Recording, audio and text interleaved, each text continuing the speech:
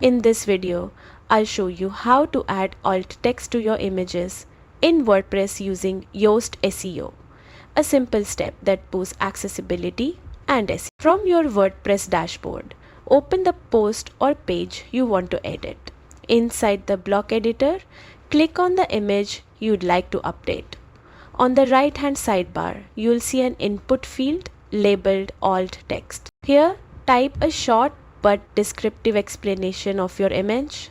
Think of it as describing the picture to someone who can't see it. Keep it concise and relevant to your content.